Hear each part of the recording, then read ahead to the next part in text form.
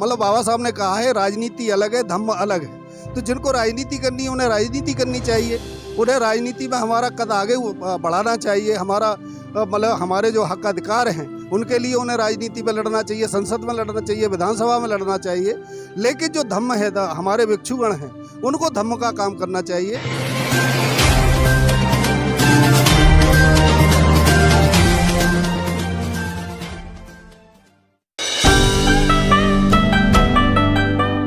नमस्कार, आप देख रहे हैं एनबी न्यूज़ 24/7 नीलम बौद्ध के साथ। साथियों, अगर मैं आज के दिन की बात करूं तो आज इतिहास के पन्नों में एक ऐसा सुनहरा दिन दर्ज है जिसको हम परम पूज्य बाबा साहब के परिनिर्वाण दिवस के रूप में जानते हैं। जी हाँ साथियों, आज हम हैं 26 अलीपुर रोड पर, और वही 26 अलीपुर रोड जहां पर परम पूज्य बाबा साहब ने अपने जीवन की अंतिम सांस ली थी, और वो सांस इतिहास बनकर स्वर्ण अक्षरों में दर्ज हो गई। इसी कड़ी में आज मेरे साथ में आगरा से कुछ लोग आए हैं, उन्हीं से जानने का प्रयास करेंगे। आगरा की पावन धरती का भी एक इतिहास रहा है परम पूज्य बाबा साहब के संदर्भ में अगर मैं बात करूं तो साथियों, आगरा की धरती पर बाबा साहब ने रोते हुए कहा था कि मुझे मेरे पढ़े लिखे समाज के लोगों ने धोखा दिया, और आज इसी कड़ी में हम इनसे चर्चा करेंगे। सर, आपका स्वागत है एनबी न्यूज़ में। बहुत बहुत बहन जी को, हमारी जो पत्रकार हैं मतलब जो है, उनके लिए बहुत बहुत धन्यवाद। सर, नाम क्या है? मेरा नाम राजू बौद्ध है। राजू बौद्ध जी, जानना चाहूंगी जिस तरह से आज बाबा साहब का परिनिर्वाण दिवस है, बाबा साहब ने सन 1956 में बौद्ध धर्म की दीक्षा ली, और 6 दिसंबर 1956 को परम पूज्य बाबा साहब इस दुनिया से चले गए, और एक सपना था कि पूरा भारत बौद्ध में हो, लेकिन आज लाखों अनुयायी होने के बावजूद भी वो सपना पूरा नहीं हो पा रहा है। इसके पीछे बेसिक कारण क्या है? इसका बेसिक कारण बहन जी ये है, मैं आपको बता दूं कि हम लोग बाबा साहब के विचारों को, बाबा साहब के रास्ता पर तो चलते हैं पर बाबा साहब के विचारों को नहीं मानते हैं। मतलब जो है, जो बाबा साहब ने कहा था कि हम लोगों से, सभी लोगों से, कि भारत देश हमारा जो है बौद्ध में होना चाहिए, मतलब जो है उनका उद्देश्य था। और सबसे पहले जब बाबा साहब जीवित थे, हमारे आगरा के अंदर आए थे, उनके हाथों से हमारे चक्कीपाट बुद्ध विहार आगरा के अंदर जो है उनके मतलब क्या नाम है, मैं कहूँगा कि मतलब उनके चरण पड़े थे बाबा साहब के। उन्होंने चक्कीपाट बुद्ध विहार की पहली बुद्ध विहार की स्थापना जो है हमारे आगरा में की थी जो है। और मैं बाबा साहब के लिए बहुत बहुत नमन करता हूँ, बहुत बहुत साधुवाद करता हूँ जो बाबा साहब हमारे यहाँ बुद्ध विहार की नींव रखे गए। और आज ऐसा नहीं है, पूरे भारत में हमारा दलित पिछड़ा जितना भी हमारा मूल निवासी है 85% में जो आते हैं, सभी लोग इसकी लड़ाइयाँ लड़ रहे हैं जो है। और आने वाला समय वक्त वो आएगा कि एक दिन भारत बौद्ध में होगा जो है। और मैं तो यही कहूँगा कि बाबा साहब की ऐसी अनुकंपा हमारे ऊपर बनी रहे, पूरे भारत देश के ऊपर जो है। जो बाबा साहब ऐसा इतिहास में काम कर गए, ऐसा काम कर गए देश के लिए जो कि आज तक किसी ने नहीं किया जो है। और रही बात ये कि मैं तो आपके लिए बहुत बहुत साधुवाद दूंगा जो मुझे 26 अली रोड पर मैं आज 67 में जन्मदिन परिनिर्वाण दिवस पे मैं आया आगरा में, दिल्ली में, आगरा से चलकर जो है। तो मैं तो यहाँ दिल्ली वासियों के लिए भी बहुत बहुत साधुवाद दूंगा जो बहुत अच्छा यहाँ पे व्यवस्था बना रखी है, और बहुत अच्छा वो जो है। इसी के साथ जय भीम, नमो बुद्धाय। सर, अक्सर हम देखते हैं जिस तरह से लोग कहते हैं कि बाबा साहब ने ये किया, बाबा साहब ने वो किया। हम लगातार बाबा साहब के काम तो गिनाते हैं, लेकिन आज बाबा साहब के सपनों को चरितार्थ करने के लिए आखिर हम क्या कर रहे हैं? बहुत बहुत धन्यवाद बहन जी आपके लिए। हम रास्ते में आ रहे थे आगरा से, तो हम देख रहे थे कि आपका यूट्यूब पे चैनल जो आपका चलता है उसमें आप बहुत तरीके से प्रेरित करती हैं, और उसको देख करके हम प्रेरणा लेते हैं। जैसा कि हम जो है बाबा साहब को जो 67वां परिनिर्वाण दिवस है, वहाँ उनको पुष्प अर्पित करने के लिए हम लोग आए हैं आगरा से चलकर। और बाबा साहब 18 मार्च 1956 में आगरा आए थे, तो वहाँ कहा था कि मुझे पढ़े लिखों ने धोखा दिया है।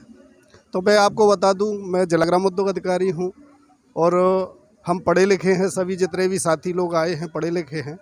हम बाबा साहब के उस बयान को, जो बाबा साहब ने कहा था कि पढ़े लिखे ने धोखा दिया है, हम उसको कहीं हद तक दूर करना चाह रहे हैं कि बाबा साहब की जो कही हुई बात थी उसको हम साकार रूप में करें कि पढ़े लिखे बाबा साहब के लिए कुछ कर सकते हैं। जैसे कि आपने देखा है कि धम्म ग्रंथ जो स्टील के पन्नों पर बनाया गया है और 2000 किलो का है, वो हम पढ़े लिखों ने ही, हमारी एक टीम है मानव सेवा संस्था, बौद्ध अनुयायी मानव सेवा संस्था, उसके माध्यम से उसको तैयार किया गया।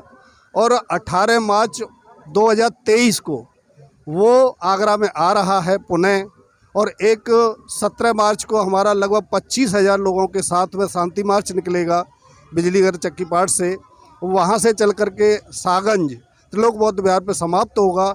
उसके बाद 18 मार्च को लगभग 2.5 से 3 लाख लोगों का हम लोगों ने भोजन भी रखा है और वहाँ पर एक बहुत धम्म कारवां निकाला जाएगा, जिससे एक संदेश दिया जाएगा कि हम लोग बाबा साहब के लिए पूर्णतः पढ़े लिखे भी अब हम समर्पित हैं और हम बाबा साहब के लिए कुछ करना चाह रहे हैं। ये हमारा पूरा कारवा हमारे पूज्य भंते करुणासिंह राहुल जी के सानिध्य में किया जाएगा। हम उनके ही मार्गदर्शन में काम कर रहे हैं और दिल्ली से चल कर के हम आए हैं। कृतज्ञ हैं बाबा साहब के कि बाबा साहब ने हमें जीवन दिया। माँ बाप ने तो जीवन दिया है, लेकिन जीवन कैसे जीना है ये बाबा साहब ने हमको दिया है। तो बाबा साहब के हम हमेशा ऋणी रहेंगे। जब तक जिएंगे, जब तक सांस रहेगी हमारी, हम बाबा साहब को अपना जीवन समर्पित करते हैं। सर एक बात और जानना चाहूँगी, जिस तरह से हम देखते हैं अक्सर, खासकर मैं नेताओं की बात करूँ या भिक्खू संघ की बात करूं, जिन नेताओं को राजनीति करनी चाहिए आज वो धम के काम में लिप्त है, और जिन भिक्खुओं को आज धम का प्रचार और प्रसार करना चाहिए, कहीं ना कहीं वो मंचों पर बड़े बड़े भाषण देते नजर आते, राजनीति की बातें करते आते, आरक्षण की बातें करते, जातियों की बात करते हैं। ऐसा क्यों? मैं भाई जी इस बात को तो नहीं कहूँगा कि कौन व्यक्ति जो है राजनीति की बात कर रहा है, लेकिन मैंने जो भंते राहुल जी में देखा है वो कभी राजनीति की बात नहीं करते। वो केवल धम्म के लिए ही प्रचार कर रहे हैं, धम्म को ही आगे बढ़ा रहे हैं और हम लोग उनके ही अनुयायी हैं। नहीं सर, मेरा सवाल ये था कि जिन लोगों को राजनीति करनी चाहिए वो धम्म में लगे हुए हैं और जिनको धम्म का काम करना चाहिए वो राजनीति में लगे हुए हैं। जो राजनीति करनी है, जिनको उन्हें राजनीति करनी चाहिए, उन्हें धम्म के कार्य से, मतलब बाबा साहब ने कहा है राजनीति अलग है, धम्म अलग है। तो जिनको राजनीति करनी है उन्हें राजनीति करनी चाहिए। उन्हें राजनीति में हमारा कद आगे बढ़ाना चाहिए। हमारा मतलब हमारे जो हक अधिकार हैं उनके लिए उन्हें राजनीति में लड़ना चाहिए, संसद में लड़ना चाहिए, विधानसभा में लड़ना चाहिए। लेकिन जो धम्म है, हमारे भिक्षुगण हैं, उनको धम्म का काम करना चाहिए।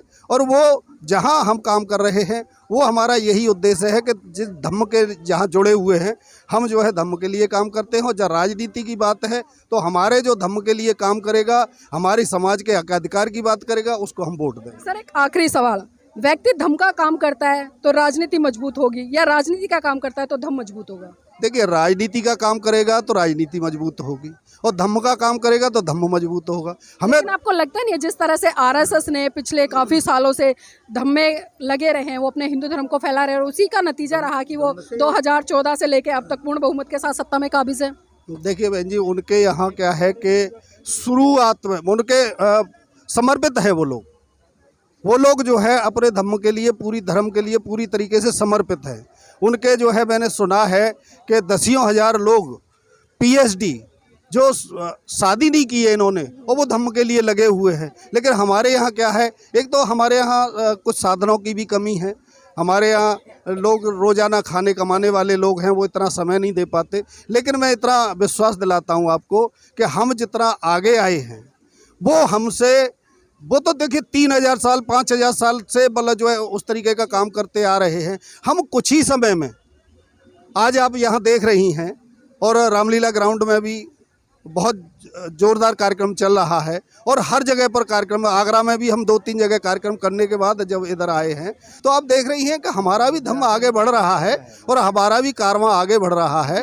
हमारा बहुत बहुत धन्यवाद सर आज की चर्चा में जुड़ने के लिए। और बिल्कुल सर ने स्पष्ट किया है, लेकिन मैं थोड़ा सा यहाँ पर दर्शकों को बताते चलूँ, क्योंकि देखिए जिस तरह से चाहे मैं आरएसएस की बात करूँ या बौद्ध लोगों की बात करूँ, क्योंकि कोई भी संस्कृति किसी भी आंदोलन को मजबूत करने में उतनी ही सक्रिय भूमिका निभाती है जितनी की राजनीति। क्योंकि हमने देखा कि जिस तरह से लोगों ने धर्म का प्रचार करके राजनीतिक सत्ता हासिल की, लेकिन वहीं हमने ये भी देखा कि लोग जब राजनीतिक सत्ता में आए तो उन्होंने धर्म को बढ़ावा देने का काम किया। कि दोनों ही एक दूसरे के पूरक है, लेकिन ये समझने वाली बात है। और बने रहिएगा हमारे साथ में, आगे भी पल पल की खबरों से रूबरू कराते रहेंगे।